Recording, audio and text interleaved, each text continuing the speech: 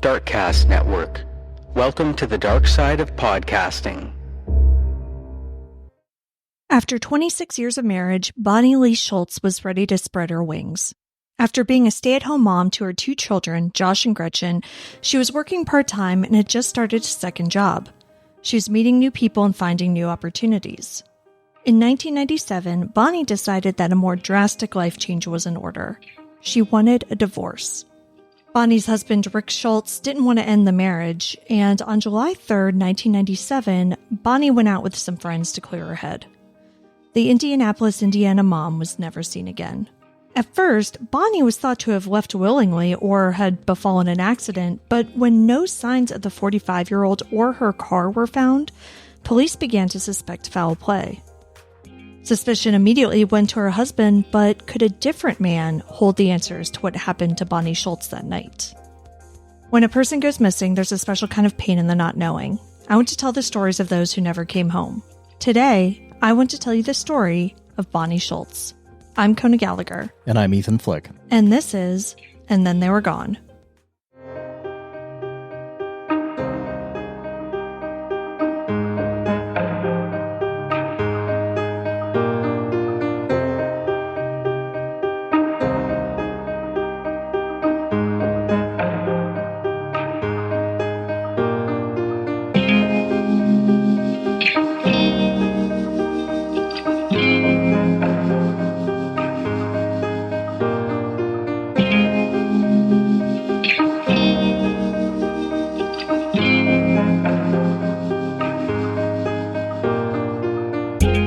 Welcome back, everyone. Welcome back.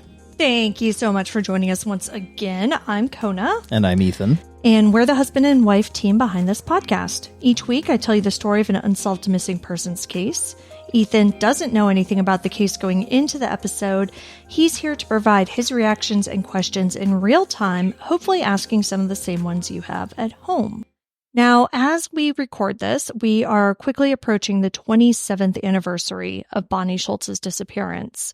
But despite a lack of national attention, this is far from a cold case. In fact, searches have been performed in the past couple of years, and I even found statements from her family on Facebook from just a few weeks ago. And so this is really one of those cases where I wouldn't be surprised if we wake up to a news headline about her being found. But even if she isn't, I want to get Bonnie's story out there. This was actually suggested by one of our listeners who sent it into our Facebook. So thank you for doing that. And it just proves that Bonnie was loved and is still missed by so many people. Before we get started, though, we have a few folks join us over on Patreon recently, so we want to give them a shout out. Thank you so much to Sarah D., Patricia S., Liz, Georgina R., and Lauren L. We really appreciate your support. Thank you guys so much. And if you'd like to join us on any level over at Patreon, you can receive ad-free episodes and a copy of the ebook that I wrote. All right, not a whole lot of business, but now that we've gotten it out of the way, let's get into the case of Bonnie Schultz. Bonnie Schultz was born on July 25th, 1951 in Wisconsin. She was one of 5 children and had 3 sisters and 1 brother. By the time all of this was happening in 1997, her mother had passed away and her father was in a nursing home. Bonnie met Rick Schultz when they were both in high school at Sheboygan South High School, which I cannot hear. The Home Alone reference? Yeah, exactly. Like, we're really big in Sheboygan. I'm sorry to all Sheboyganites who are probably sick of hearing that since 1989. The high school sweethearts married in 1970, shortly after they graduated high school. Rick joined the Navy, and the couple moved around for several years before finally settling in Indianapolis, Indiana, where Rick got a job at National City Bank. As a couple, Bonnie and Rick played euchre with friends every Friday night, which I feel like that's a really old person thing to do. No, that is what people of their age in the Midwest did with their weekends, because my parents are from Michigan and Ohio. And I remember when I was a kid growing up around the same time, because Bonnie and Rick are around my parents' age. And I remember them playing euchre like constantly. Really? Yeah. Like all in the 80s and like into the 90s. Yeah. Pennsylvania parents had a way different idea of fun on a Saturday night. Yeah, I don't know, but I never learned how to play myself. Like, I still to this day have no idea how to play that game. But my older brother and sister know how to play because they grew up in Michigan and, they're basically boomers. They don't listen to this show. So after being married for about 10 years or so, Bonnie and Rick started their family. Josh came first and was followed by Gretchen about 5 years later. Bonnie was a stay-at-home mom and was absolutely devoted to her children. She volunteered for the PTA and made sure to attend all of Josh's baseball games. She would take Gretchen on shopping trips, and the mother-daughter duo had plans to go see a movie together on July 4th. As the years went by and their family grew, they even had a dog, Bonnie and Rick seemingly began to grow apart. Once Gretchen started school, Bonnie got a part-time job at RGIS Inventory Specialists in nearby Carmel, Indiana. She had also recently taken on a second job at the Pike Township Trustee's office. Bonnie was always well-liked and quick to make friends, whether it was through volunteering at the PTA or through her church. When she started her job, Bonnie quickly made friends there as well. Everything was great for several years. Friends said that the Schultz family reminded them of Leave It to Beaver. They had basically the perfect suburban life. But eventually, Bonnie decided she wanted a change. We know now that leading up to her disappearance, Bonnie had been talking to Rick about divorcing. According to a post made on Web Sleuths from a woman claiming to have worked with Bonnie, the Indiana mom had been unhappy in her marriage for quite a while. Now, I do want to put the caveat on this post with the fact that Web Sleuths actually does have a verification process for people who claim to be insiders, quote unquote, or like know people involved in these stories. She only posted this one post, so didn't go through the verification process. So, I don't 100% know that this is true, but she's not saying anything crazy. She's basically just saying that she worked with Bonnie, she knew her, she liked her, but she had left the job about 9 months prior to Bonnie's disappearance and hadn't seen her since then. But she says that Bonnie's unhappiness in her marriage was already, even back then, a frequent topic of conversation. So even at the very least, 9 months prior, Bonnie's coworkers knew that there was trouble in the marriage. And so far as you know, the trouble aspect of the marriage wasn't physical abuse or anything like that. No. I've never heard anybody say anything along those lines. And in fact, Rick gave his perspective on their marital difficulties to Eyewitness News reporter Scott Swan, saying, quote, "She made comments that her and I don't have anything in common, and she liked doing one thing and I like doing another. Most couples, in my opinion, are that way. What they have in common is the family." End quote. And you get it, right? That one short, brief statement really made everything pretty clear to me in terms of what she was probably going through at that time in her life. Yeah, I mean, it sounds like the marriage has kind of fizzled out at that point. Yeah, I mean, listen, these people were high school sweethearts. Right. They'd been married for 26 years. They were together, I'm guessing, for a couple of years before that. Yeah, and people change, especially in that long of an age gap. Yeah, interests change, the way you interact with people change, your whole personality grows and changes over that period of time. Yeah, they literally went from being children together to being adults. And, a lot happens in that 30-year period, basically. And so, it's one thing. I'm not saying that you could never grow and change together. Right, but it takes work. Right. And you both have to be on the same page. And It really doesn't seem as though they were, because it sounds like Rick was like, listen, we had our family, we were doing our thing, everything was cool. This is what it's supposed to be. And Bonnie was like, well, I don't know, maybe there's more. So I can see how Bonnie might have been feeling frustrated and unseen in her relationship. And this frustration eventually led to betrayal, as Bonnie began having an affair with one of her coworkers.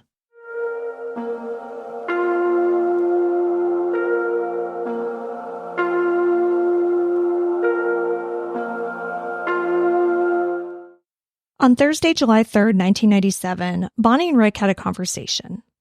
She told Rick she wanted a divorce. Rick wanted to go to marriage counseling instead. But what I don't know is whether or not Rick knew about Bonnie's affair. This would, of course, be a key piece of evidence, but I haven't found the answer in any of the source material. And I will say that there is really very little public information on this case. Not only did this not make national news, it barely made local news. I found, 3 to 4 articles from, the first year of her disappearance, and then a couple of articles 10 to 12 years later, and that's honestly about it. So my question to that would be, if you're unsure whether Rick knew about the affair at that point, how did that come out? Oh, well, so interestingly, it came out in the course of the investigation, and I'll get into the details of that, but it definitely 100% did not come from Rick, because initially when Rick reports his wife missing, and the police are asking their questions, he's like, what? No, she's my wife. We're in love. Our marriage is fine. Don't worry about it. So Bonnie was upset, obviously, when she left the house. So that night she said that she was going to a party at a coworker's house. Some sources have described it as a birthday party. Others just called it, a get together. So she left, and Josh, who was 15 at the time, went to stay the night at a friend's house, and 10-year-old Gretchen stayed home with Rick. At the party, Bonnie met up with her good friend and coworker, Anita Cardone. According to a post on Discovery.com, Bonnie was upset and crying when she arrived. She said that she and Rick had had a huge fight and that he wouldn't give her a divorce. She also allegedly said that she didn't know what he would do. And we don't have any more information on what she meant by that, but that is the only thing I've ever read that even remotely hints at any fear she might have been feeling or any possible violence or anything like that. Yeah, that statement doesn't really, without further elaboration, it doesn't really indicate that she was worried about him being violent. No, not at all. It could mean anything. Yeah, I don't know what he would do with his life. Yeah. What about the children? Yeah. Would he try to take the kids? Right. Would he try to screw me out of money? That could mean 100 billion different things. Especially in the context of he wouldn't give me a divorce. Right. You don't need to get permission from your spouse to get a divorce. Right. You can file it and it would be contested, of course, but to me, that statement seems as though she's like, we don't agree about getting divorced, so he's probably going to fight me on the divorce, and I don't know what he will do in that sense. Right. I think that makes perfect sense, and especially because he did say that himself. He's like, I didn't want to get divorced. I wanted to go to marriage counseling. Yeah. And so, yeah, it wasn't going to be a, hey, I want a divorce. Okay. Rick, when he talks about this later, denies that they had a fight. He calls it a discussion. Bonnie called it a huge fight. So, different perspectives. So Bonnie and Anita stayed at the party for a little while, but then they decided to leave and get a couple of drinks over at a nearby bar called the Timeout Lounge. They went with at least one other coworker, the man with whom Bonnie was having the affair. So there may have been more people who went out with them, but the only two I know for sure are Anita and this guy. So when they arrived at the bar, Bonnie was apparently still pretty upset about her conversation/argument with her husband. But as she talked with her friend and boyfriend, she seemed to calm down and enjoy herself. Bonnie apparently wasn't a big drinker, and even though they stayed out late that night, employees said that she didn't seem intoxicated when she left. They also said that she didn't seem distressed when she left. Early reports stated that the three left around 3 a.m., but some later reports had their departures closer to 4. Well, the bar stays open pretty late then. It does. And I was like, that seems insanely late for suburbia. New York City bars stay open till 4. I didn't know Indianapolis was like that, because this isn't the heart of the city. This is kind of a suburban area that they're in. Mm-hmm. So, I called our local Indianapolis native / person who went out to a lot of bars in the 90s there. And he said, that last call is usually at 3 a.m. and that there's some Indiana term for it, but it was like whatever the term is for bars that only serve beer and wine. He said that they could stay open until at least 4 and they might not have to close it at all. That sounds accurate from what I know about Indianapolis and the people from Indiana. Sorry to our fans who are from Indianapolis. Yeah, so I thought that was interesting. So yeah, so them staying out till like 4 a.m. wasn't something that Bonnie necessarily did often, but it was common. It wasn't weird, you know? The 3 of them all got into separate cars because they all arrived at the party separately, drove to the bar separately, and then left separately. Anita says that she saw Bonnie get into her car alone and drive west on 62nd Street toward her home and Broad Ripple. Now, the bar was less than 10 miles from her house, but Bonnie never made it home that night. When Rick woke up the next morning, he of course noticed that his wife wasn't there. However, he just assumed that she had had too much to drink and decided to stay with a friend. Yeah, and coming on the heels of the quote-unquote discussion / huge fight, like, yeah, I could definitely see, like, all right, well, she's clearly blowing off steam or whatever. Right, yeah, and staying out, you know, with a friend, doesn't want to come home, like, it makes sense. So, like, he didn't panic when he woke up that morning, you know? Right, and this is also 1997, so we're talking cell phones did exist. There were not smartphones. And not a whole lot of people had cell phones. Well, that actually does bring me to an unanswered question because Bonnie had a cell phone. Okay. And the reason she had a cell phone is because she was very safety conscious. And it sounds like she might have worked kind of odd hours at her job, like maybe some, you know, evening shifts or night shifts or things like that. And it was in Carmel, which is nearby, but, you know, still a different town, right? So she apparently wanted to have a cell phone, like in case the car broke down or something like that, so she could call for help.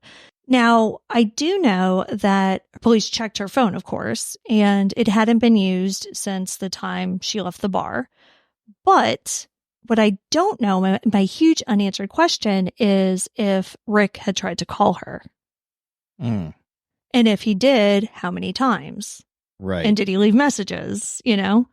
Texting wasn't a big thing back then. Like, you could, but you had to pay extra for texts, so, like, nobody really did it. Yeah, and the screens were terrible. And you had to, like, press the button 5 times to get an S or whatever. Right. But, like, yeah, so I don't have any information about incoming calls. Who was trying to get a hold of her that day when she wasn't showing up to home or work or anywhere else she was supposed to be. So, yeah, we get, though, why he wouldn't have woken up and been, you know, immediately concerned. But as the day went on and he didn't hear from her, she didn't come home, he did begin to worry. So around 5 p.m., he called the police and reported Bonnie missing. As you can imagine, the Marion County Sheriff's Department didn't exactly launch a full-scale search. She's an adult. She went out on her own, you know, she went out to, like, he didn't tell them about the fight or anything, but she still, like, went to a party, you know? Right. So, yeah. Yeah. It was also the 4th of July when he's reporting her missing. So it's a holiday. Right. Reduce staffing with the police or increase staffing because it's a holiday and they're responding to probably a whole lot of other drunken disorderly calls. Yeah, I wonder if illegal fireworks. Yeah, I wonder if they do, like, the extra staffing that early, or if they wait till, like, do it at night on the 4th of July or, you know, whatever. Not that that matters. No, because there also could have been a 4th of July parade. Yeah. You know, like, we don't know. That's true. Yeah. Yeah. You know, and this is a total off topic side note, but so many of the cases that we cover take place over a holiday weekend. And I wonder, like, it makes me wonder if, like, the reduced staffing or things like that contribute to the early days of these cases not necessarily getting the attention that they need, and if that, like, contributes to them ultimately not getting solved. So, like, just off the top of my head, and I didn't even look back at our episodes because we've done over 150 of these, but Johnny Gosh went missing, I believe it was Memorial Day, could have been Labor Day. Kristen Smart went missing Memorial Day. Cindy Song went missing Halloween weekend. And I know we have another 4th of July, but it's escaping me right now. But it's a lot. Is it the police response, or do people just typically, dip out of their lives over a holiday weekend because they figure like nobody's going to look for them? I don't know. Well, Robert Hoagland didn't leave over a holiday weekend. That's true. And he's the only one we know for sure who dipped out on his life. Very true. Like we said, part of the reason why the sheriff's department wasn't like overly concerned is because she decided not to come home. That was their thought, even though they didn't even know about the marital problems or anything like that at this point. So that's the 4th that he reports her. Now, by the 5th, Rick had found out somehow. I don't know if he was calling around to friends or if friends were calling his house or what was happening, but he had found out that Bonnie was last seen at the time out. So he took Josh and tried to retrace her steps. Their 10-year-old son. 15. The daughter's 10. Josh was 15. Okay, got it backwards. Sorry. Yeah. In an interview with the Noblesville Ledger a few weeks after Bonnie's disappearance, Rick said, quote, "We drove through every little parking lot from Allisonville to Broad Ripple. She actually vanished without a clue," end quote. So Allisonville Road is where the bar, it's like the intersection of Allisonville and 62nd, I think is where the bar was. Broad Ripple is right past their house, but in the direction that she would have been traveling. Interestingly, her boyfriend apparently lived in Broad Ripple. So I don't know if he was going all the way to Broad Ripple because he already knew that, or if he was just kind of covering all of his bases, going to the house and a little bit past the house. Mm-hmm. Rick called Bonnie's siblings in the hope that they had maybe heard from her, or maybe, she had gotten pissed off at him. So she drove back to Wisconsin and was staying with them. But unfortunately, when he got in touch with them, they were just as shocked and surprised as he said he was when he found out. So even though this was 1997 and people weren't nearly as trackable as they are now, as we mentioned, Bonnie was more trackable than most at the time. Not only did she leave the house with her cell phone that night, but she also had credit cards with her. And likewise, those were not used after the time she was last seen. Police interviewed friends and started searching along her route in wooded areas and in bodies of water. By the 1-month mark, investigators seemed flummoxed. Lieutenant Dennis May told the Indianapolis Star, quote, "There have been no tips, sightings, or activity on her bank account or credit cards. There's no physical evidence of foul play, but we're not going to completely rule that out," end quote. So this is 1 month. 1 month. Into it. Yeah. So from what it sounds like, the investigation, it kind of started maybe about 3 days after she went missing, kind of got into gear at the 1 week mark. Okay. And then proceeded from there. It was initially handled by the Marion County Sheriff's Department, but at some point, and I don't know exactly when, it was taken over by the Indianapolis Metropolitan Police Department. Okay. So at this point, 1 month into it, do we know, have they cleared Rick? I would assume that the 10-year-old daughter alibied him. I would assume that Gretchen, did alibi him, although, none of her statements about that were ever made public. Sure. About, July 7th, like I said, is when it really started to kick off. And that's when police went to the men in her life. So they went to her husband and her boyfriend. See, but how did they find out about the boyfriend? So the boyfriend was with her that night. Right, but so was another coworker. Right. And by that time, Rick had found out that she was at that bar, and he could have only found that out from somebody who was there. So I don't know if it was Anita, who he talked to, but he talked to somebody. So in any case, whether they came forward or Rick was like, "Hey, my wife was with Anita that night, talk to her." Police ended up interviewing Anita and the boyfriend because they did find out that they were with her that night. And the boyfriend was like, "Yeah, we were sleeping together. Like, we were having an affair." So that's how police found out about everything. They apparently, interviewed some other coworkers and things as well and other friends. But yeah, Anita and the boyfriend told them everything about what had happened that night and freely admitted to the relationship that was going on with Bonnie. So assuming Rick didn't know up to that point, the police then probably informed him. Yeah, if he didn't already know, he probably knew by about a weekend. So when Rick initially reports his wife missing, you know, it's just a very basic, like, my wife didn't come home kind of situation, right? Then a couple of days later, she's still not home. The police actually start their investigation. So they come back to Rick and they say, okay, tell us more about what's going on. Mm-hmm.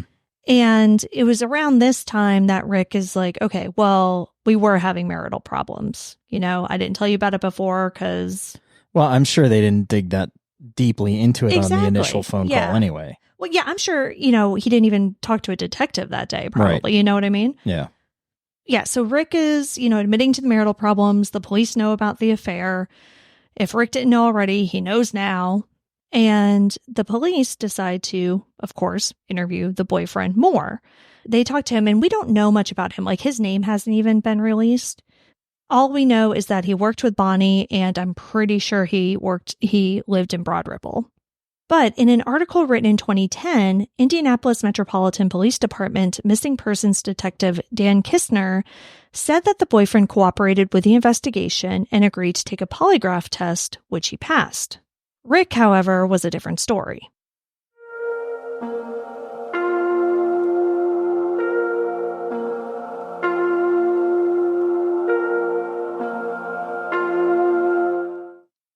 As I mentioned, there's been very little media coverage of Bonnie's case, but in both the Discovery.com article I was just talking about with Detective Kistner and a 2007 article in which IMPD Detective Catherine Byron was interviewed, it's clear that the police had a suspect in mind, and it's not the boyfriend.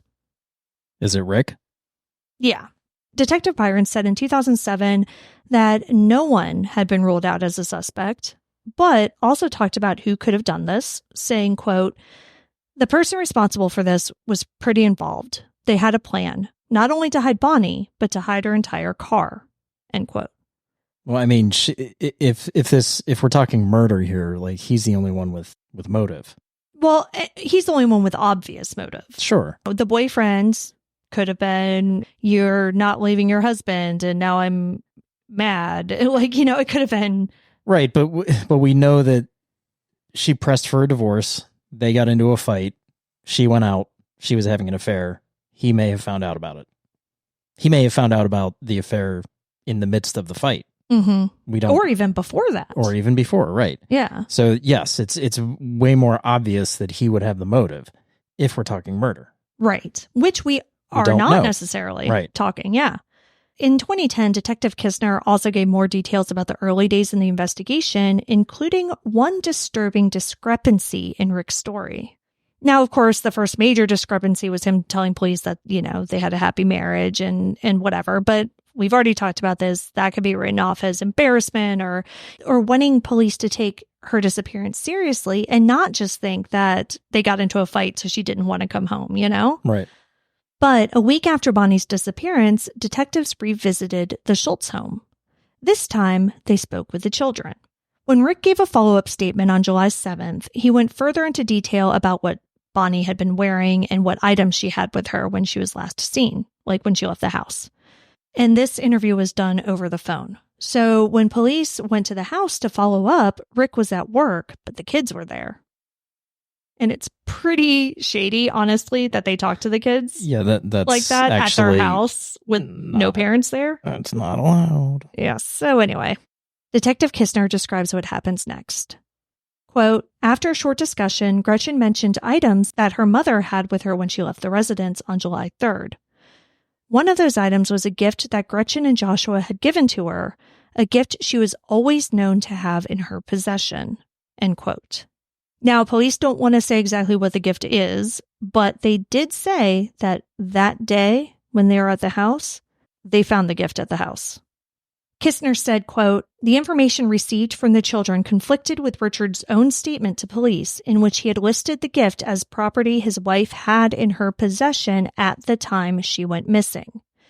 This led us to further question Richard's account that Bonnie had never returned home," end quote. Now, when confronted with this information, Rick said that he must have just been confused and had just assumed that he had had it with her. Like maybe he didn't see that she had had it with her. He just assumed she did because she usually did. But hey, if it's at the house, then I guess I was wrong and she never had it in the first place. Sure. I can see that. Right. Absolutely. But detectives, on the other hand, believe that it shows that Bonnie did, in fact, arrive home after the bar and that something happened to her there. Rick, of course, vehemently denies this. And, Gretchen, of course, didn't have anything to say that would support that theory. She didn't say, oh, yeah, no, mom came home at 4 a.m, or I heard yelling, or, anything like that. She was home. She was home, yeah. Josh wasn't. Assuming that she was asleep at, let's say, 4:35 a.m. Yeah. But she's in the house, so if something happened in the house, I would imagine it'd be pretty difficult for her to sleep through it. Yeah, and she was 10 years old, We're not talking like she wasn't a toddler, she wasn't a baby, she was a functional, aware human being, Right. Now it's kind of a he said, she said type of situation, right? Police think that this is a break in the case, but they can't really prove anything with it because, Gretchen's basically backing her father's story up, which is that he was there and the mom didn't come home. It's also hard for us to say without knowing what the quote unquote item or the gift is. Like if it's a bracelet or something that easily could be taken off or forgotten to be put on, then yeah, I can see where Rick would be like, oh, well, she always had it on her. I just assumed she had that on her. Yeah. Or is it something else that's potentially either harder to take off or something that it's hard to say, you know what I mean? Was it something as simple as she just forgot to put a necklace on? It's just one of those things that it seems like it may be a big deal, but it seems pretty loose to me. But yeah, it might not mean anything. Right. But it is interesting reading articles from around Bonnie's disappearance versus reading these articles that are 10 plus years later, because they paint two very different pictures. In the first articles, Rick is treated like the grieving husband of a missing woman. He seems lost and confused, unsure if something terrible happened to his wife or if she simply decided to leave her family. But what strikes me about the interviews that Rick has given is that he is the only one really who's brought up the possibility of Bonnie leaving on her own. Everyone else who knows Bonnie says that she would never leave her children in a million years, no matter what was going on in her life, in her marriage, and anything. But Rick brings up the possibility on more than one occasion over the years. In an article from July 30th, 1997, Rick doesn't give direct opinions on what he thinks happened to his wife that night. But when asked what he would do if she walked in the door, he said, quote, "I would run up and give her a big hug and welcome her home. I would ask her if there was anything we could do and let her know we missed her. But why she left would be of secondary importance." End quote. I don't know. Look, to me, that doesn't seem outrageous or indicative of guilt in any sense of the word. They had a fight where she told him she wanted a divorce. She then goes out and never comes home again. You got to think that his mind is swirling around what actually happened. And I could see that being a logical conclusion. If you take it at face value and she literally is walking through the door, then one, that she's not dead. Right. Two, you know that she didn't accidentally die in some other way, right? So that takes out a lot of the possibilities. So the most logical possibility would be oh, you did leave and now you're deciding to come home. So now we need to talk about that. Right. So if you just take it purely at face value, yes, you're right. That is a very normal answer to the question that was asked, which is what would you do if your wife walked in the door right now? Yeah. But that's not the only time that he kind of talks like that. But just to put a point on, who Bonnie was as a mother, Janice Sorensen, Bonnie's friend of nearly a decade, said in an August 3rd article that there was no way Bonnie would have decided to leave her kids. She told reporters, quote, "She was very much a devoted wife and mother. It's just so odd. Police keep focusing on the fact that she may have left on her own, but it doesn't fit at all with Bonnie." End quote. But she said police keep focusing. Yeah, they did. And on they her leaving did. On her own. So It may not have been Rick even coming up with that initial thought. It may have been suggested by the detectives that were working the case. Yeah. Or it may have been both. I mean, either Could've way. been. But yes, police 100% did initially treat this as like a woman who just peaced out for a while. Now, I do want to say I am not defending Rick. I'm not sitting here saying that there's no way that he could have done something. Yeah. I would agree, but I don't. And while you can take some of these things that have happened and put them in a nefarious light, they're not necessarily nefarious at all. Right. The articles published years later, though, are far more pointed. In 2007, Rick, who moved to Kalamazoo, Michigan with the kids in 2000, told Eyewitness News' Scott Swan, quote, "I never thought she was the type that would get up and leave and run away. She wouldn't leave her kids behind. I don't think she had any thoughts of suicide or anything like that. I don't think the situation was anywhere near that desperate." End quote. He says later in the article, quote, "If she left us and is happy, as difficult as that is for us, that's better for her. If something else has happened, obviously it's a bad thing for everybody." End quote. I mean, I still don't hear it. Like, this is a guy that's like trying to figure out what happened to his wife. And this is 3 years later. He's still grieving over. No, this was 10 years later. Oh, 10 years later. Yeah. Okay. Well, I mean, that makes it even more. He still doesn't know. Yeah. Like, so, I mean. And, again, we don't know the context of him giving this answer especially because he's bringing up, I don't think she had thoughts of suicide. That was another theory that the police had, that maybe she intentionally drove into a body of water. So the idea of her being in a body of water is one that has been around since the beginning. And the main reason for that is because the car has never been found. Mm-hmm. And a lot of times, if you have a missing person and a missing car, there's a body of water involved. So begs the question, what bodies of water are around their house? So White's River is near their house, and there are several other retention ponds that are in the area that she was driving that night. Is it safe to assume that at least the retention ponds were searched? We're going to talk more about that. I know I'm probably reading too much into it. I just didn't like the way that this last part sounded. If she left us and is happy, as difficult as that is for us, it's better for her. Something else has happened. Obviously, that's a bad thing for everybody. Like, obviously, that's a bad thing for everybody just like rubs me the wrong way, but that could just be a me thing. Detective Byron, on the other hand, stated very plainly that investigators believe that Bonnie did meet with foul play. So this is the biggest way in which the case has changed in 10 years. And, it makes sense because if she hadn't met with foul play, she wouldn't have 100% been found by then. But, it's probably a better chance that she would have been found by then. Or at the very least, the car would have been found. Exactly. That something, some clue, some trace, something would have been found.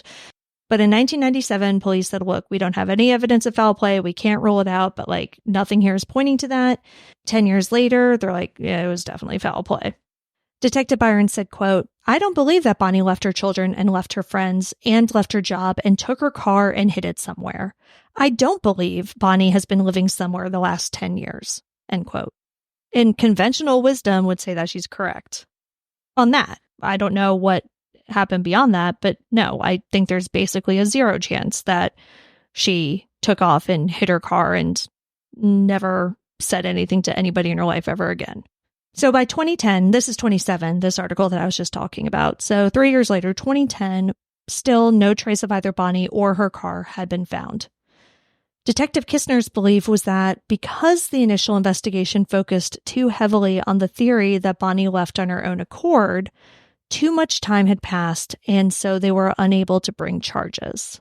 From what it sounds like, kind of reading between the lines, and you don't have to read very far between the lines to see what he's saying here, but he basically thinks that if the initial investigators would have pushed Rick hard at the beginning and would have done a thorough investigation with the idea that this was foul play, that they probably would have gotten the evidence they needed to bring charges against him. Of course, he doesn't come out and say that, but he does come pretty close. Now, back in 2008, he traveled to Michigan in hopes of interviewing the family again. And so this is 2010 where he's talking about this. He says, quote, "I wanted to speak with Richard and Bonnie's children, who are now grown. Richard maintained that he knew nothing. he has made no attempts to locate his wife since her reported disappearance. Joshua still lives with Richard, who provides complete monetary support for his children. They have very limited association with any other family members. Both children refused to talk to me regarding their mother's disappearance. Gretchen stated that it would not change anything, end quote. So I think it's interesting what he's implying here, because he's basically implying that Josh, who's 25 now, still living with his dad and being supported by his dad along with Gretchen, who was 20, means that basically they're not going against him because of the money. Like doesn't that sound like what he's saying kind of? Yeah, it sounds like what he's saying, but I disagree with him. Like, what is really, like, they're kids in their 20s. Yeah, and then he's saying that they have limited association with any other family members, meaning, I'm assuming, Bonnie's family, because she had 5 siblings. So he's like, so basically what he's saying, he's isolating the children. He's supporting them. He's like keeping this hold on them to keep them on his side. Sure, but A, we have no evidence of that. And B, what evidence we do have of anything is that in so many words in different articles, they have basically said that Richard is the prime suspect, even though they can't bring charges against him. So who knows what could have happened between Bonnie's family and them, meaning Richard and the kids, in the ensuing, this was what, 12, 13 years later? Mm-hmm. Like, you have no idea. Maybe they don't have contact with them, with Bonnie's family, because Bonnie's family turned against them or against Rick, who is their dad. And if Gretchen was actually in the house that night, yes, she's 10 years old, but like we said before, like, she's a functional human being. Like, she probably wholeheartedly believes that nothing happened because she was there that night. Mm-hmm. I mean, so we have no idea.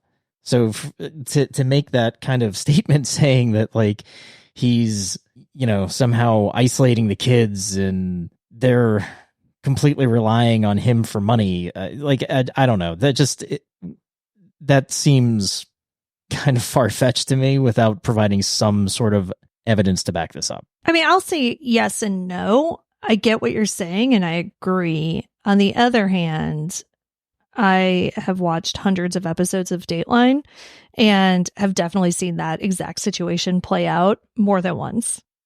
So it does happen. I'm not saying it doesn't happen, but also not saying that this happened, but we have also experienced a case, Hoagie Hoagland, where he did, in fact, just walk out on his family and disappear and start a whole new life. The difference between that and this case is he walked out on foot. Yeah. So we're missing a car here. We're missing a car here. And he had done it before. Sure. Like, he had a history of this behavior. She did not.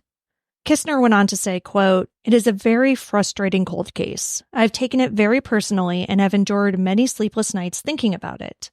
It is my belief that Joshua and Gretchen would want to do anything and everything possible to locate their missing mother. I believe their failure to cooperate is because they know their mother is deceased and, quite possibly, who is responsible. Regardless, the perpetrator of this crime can rest assured that we will not give up." End quote. But based on what? That's my problem. He's making these statements based on a feeling that he has because he's basically become obsessed with this case. He even admits to it. Yeah. Like, I'm sure he's a great detective. And there's a whole bunch that we don't know about this case. Exactly. I mean, because all we know about, the only clue, quote unquote, that we have is that gift, right? That indicates that she may have made it home after the bar, but we don't have any actual evidence that she made it home after the bar. You take that with the fact that, again, rocky marriage, she was having an affair. Like, you have a lot of factors that do lead to wives getting murdered. Sure. By their husbands, so there's a lot there. And it's like, if you look at history, it's like, okay, yeah, you see how this goes. But there's no evidence of it. Right. It's clear where investigators stand on the case, but does that mean they're correct? Detective Kistner said that Rick never searched for Bonnie, but I've already talked about how he said that he and Josh went and retraced her steps in the days after she went missing. He talks about these searches in both those July 30th and August 3rd newspaper articles that I talked about extensively at the beginning. But there's also an Indy Star article from November 2nd, 1997, titled Man Scours Trail of Wife Who's Missing. That article talks about a small search with volunteers that Rick organized himself, a search that Marion County sheriffs did not assist on because they said that they had already covered that ground and that the car was gone. That part is interesting because you really see that was when Marion County was still on the case. And they 100% thought that she just took off because that was very much the tone of what the deputy was saying is look, we already looked there. The car's gone. She took off, she's gone. They were not at all treating this as a possible homicide. And I don't think anybody was until IMPD got involved. And like I said, I don't know exactly when that was, but it wasn't in the first several months. So in addition to this search that he put together with the volunteers, he handed out 600 flyers, in the area as well, and urged people in the article to keep talking about his wife, saying that he and his children weren't ready to give up hope. I mean, so he has been searching for his wife. Yes. And that is something that I do want to point out because that's an objective fact. What Kistner said that he did not try to search for his wife is objectively untrue. Right. Doesn't mean that he didn't kill her. Sure. But he did search for her. Recently, the group Chaos Divers has traveled to Indianapolis to perform water searches for Bonnie and her car. Whether you think Rick murdered Bonnie or not, most people believe that because her car was never found, that it's likely in a body of water, which we've talked about. Bonnie's route home, again, was not only near the White River, but close to a bunch of retention ponds. So when this was all happening back in 2023, Josh was extremely supportive of Chaos Divers' efforts and made a post on Facebook on March 23rd of that year. He said, quote, "Please share. I fucking love these people. Hope is a son of a bitch, one that I slowly come to grips with. These people have done so much for so many. My family feels lucky to have them as part of the team. They truly drive the search. Without them, Bonnie and the search for her may have been lost forever. Love the Chaos Divers." End quote. This is very much seeming like a son who believes that his mother is out there somewhere and not necessarily that she was put there by his father, right? And you can see that he was very close to his father throughout his life and, stayed that way and vehemently defended him against accusations. Just a few weeks prior to this recording, Josh's tune changed about Chaos Divers along with his wife. They both made scathing comments on one of Chaos Divers' Facebook posts. Are you familiar with Chaos Divers or Adventures with Purpose? No. Okay, so we've talked about Adventures with Purpose before in the show, but basically what they are, these are two volunteer groups. They are divers and they use sonar and they volunteer their services basically to help with missing persons cases. So they'll go magnet fishing, they'll go diving, they'll put in sonar machines usually to try to find cars that may have people in them. So that's what they were doing in Indianapolis. They were looking for Bonnie's car in the river, in retention ponds, in several different bodies of water nearby. So, of course, Josh is on board. He's like, this is awesome.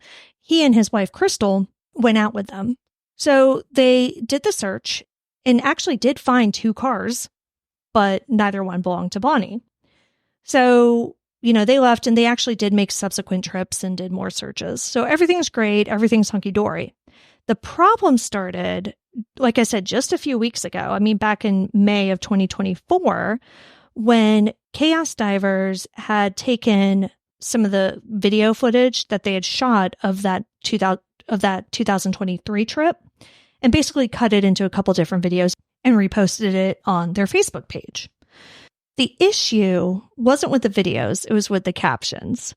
So in order to give context to these videos that were shot a year ago, the Chaos Divers, whoever, runs their Facebook page, basically took excerpts from the 2007 article that I've been talking about, the 10-year anniversary one, to just give a basic overview of the case. But as we discussed, that article was very critical toward Rick and very clearly paints him as the main suspect. So chaos divers are just trying to give context. They're like not trying to do anything. So they posted, they're like, she went missing, blah, blah, blah, blah, blah. Josh goes on their video and is heated. And so is his wife, Crystal.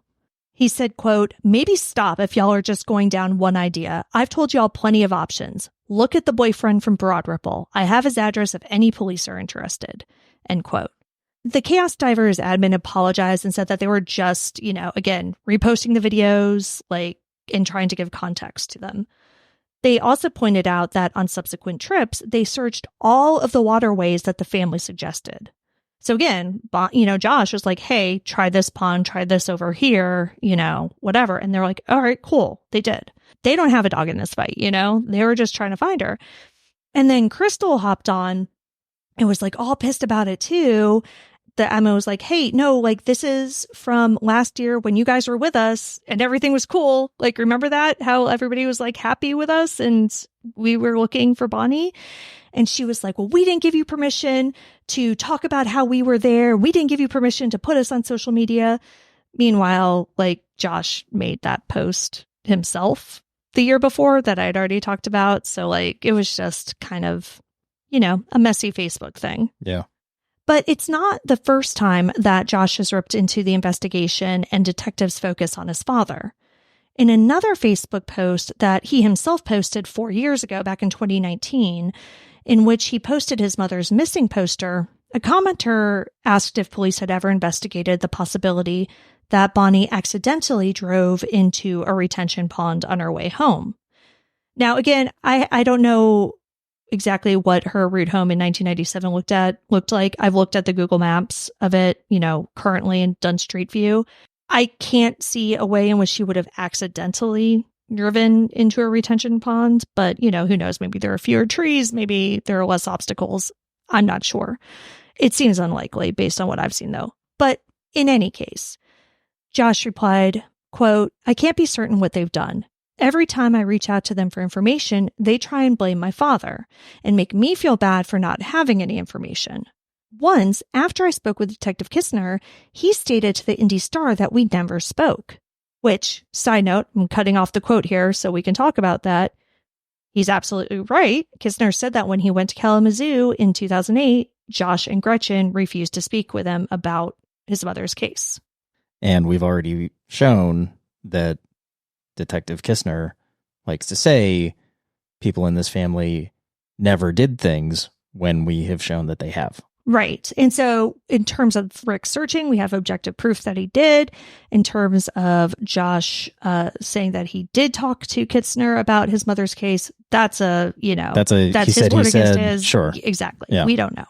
All right. So back to the post that he made.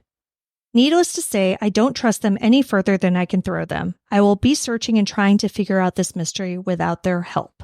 End quote. He continued in another comment, quote, "It's only too bad that they choose to look at one theory, one which they haven't been able to prove for 22 years now. I'm not a genius, but it would seem logical to possibly look at other avenues, perhaps even the one you just mentioned." End quote.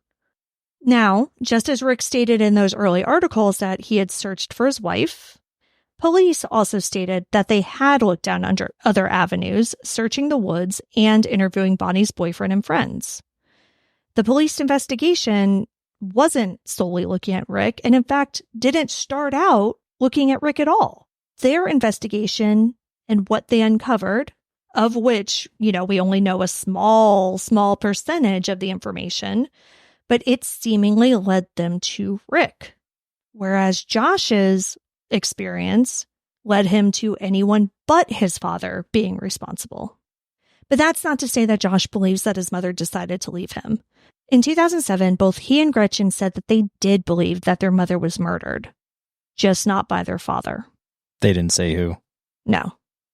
I mean, obviously, Josh in that Facebook post mentioned the boyfriend. Yeah, said go look at the boyfriend, which in terms of suspects, Sure. That's really the only other one. Yeah. Because I don't think anybody really thinks that she just happened across a murderer randomly at 4 a.m. Yeah. Who then was an expert at hiding her car. Yeah. Nobody thinks that. Her kids don't believe that she got up and left. It seems to me like it would have been very difficult for her to accidentally, drive into a retention pond. Nobody who knew her believes that she was suicidal. I think that she could have purposely driven into a body of water and wouldn't have been found. But again, nobody feels like that's a likely scenario based on what they know about her. Impossible? Of course not. What everybody does seem to agree on is that she did meet with foul play. There's just a huge divide between police and the family as to who's responsible. I get that with what information there is, it's logical to trace it back to Rick, in particular because of motive. Mm-hmm. But and statistics. Sure. But with what evidence we do have, there's no evidence that he did it. Yeah. Other than having motive, that's it. His daughter alibis him. Yes, she was asleep, but again, we've gone over, if something happened at the home, more than likely she would have woken up and heard it. There's no evidence that he actually did it. At least none that we know of. Right. There are some cases that we've covered where there's an obvious suspect, and I'm baffled by why there hasn't been an arrest in the case. This one, you can kind of see why there hadn't been an arrest in the case, right? Yeah. But whether Rick Schultz was, as he and his children claimed, a grief-stricken husband and father, or someone who murdered his wife and hid her body, we won't hear any more from him. Richard Schultz passed away on September 18th, 2022, at the age of 71. I do actually think that that's kind of important to this as well. If this was a situation in which, Gretchen had been covering for her father, let's say, or, even Josh had been covering for his father, he's dead now. Right. And has been for almost 2 years? Yeah. Maybe that's the time that you say, okay, hey, listen, this is what happened. Mm-hmm. But, maybe there's also the thing of you don't want to really believe it. You don't really want to sully your father's name. There could be a lot of reasons why you wouldn't want to say anything, even though he is dead and nothing, he can't go to jail, obviously, or anything like that. But again, also maybe, they truly believe he didn't do it. Right. Chaos divers, like I said, have done several searches, found several cars, but none was the 1990 dark blue Mercury Sable station wagon that Bonnie was driving the night she disappeared. There's still a chance that Bonnie and her car are in the murky depths of a body of water in Indianapolis, patiently waiting to be found. There's also a chance that whomever did harm Bonnie didn't act alone. Even though her disappearance was over 25 years ago, the answers to what happened to Bonnie Schultz are still out there, just waiting to be found.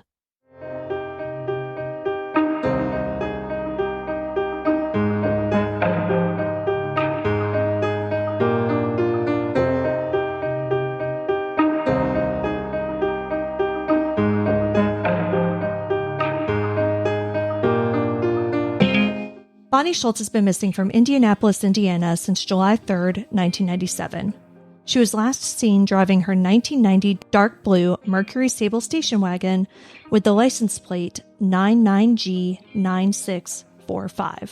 Bonnie is a white female with brown hair and brown eyes. She was last seen wearing a shirt with white, light blue, and dark blue stripes, navy blue pants, sandals, a herringbone necklace, a gold watch, and a wedding ring.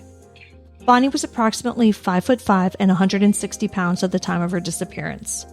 She was 45 when she went missing. She would be turning 73 next month. If you have information regarding the disappearance of Bonnie Schultz, please contact Detective Kistner with the Indianapolis Metropolitan Police Department at 317-327-6160. You can see all the sources for this episode along with photos and videos at our website, andthentheywegone.com. And be sure to follow us on social, and then They Were Gone Pod on Facebook and at ATTWG Pod on Instagram and TikTok. If you like what we're doing, please subscribe and consider leaving a 5-star review on Apple Podcasts. It will help new listeners find us. And the more people that listen, the more chances we have of bringing someone home.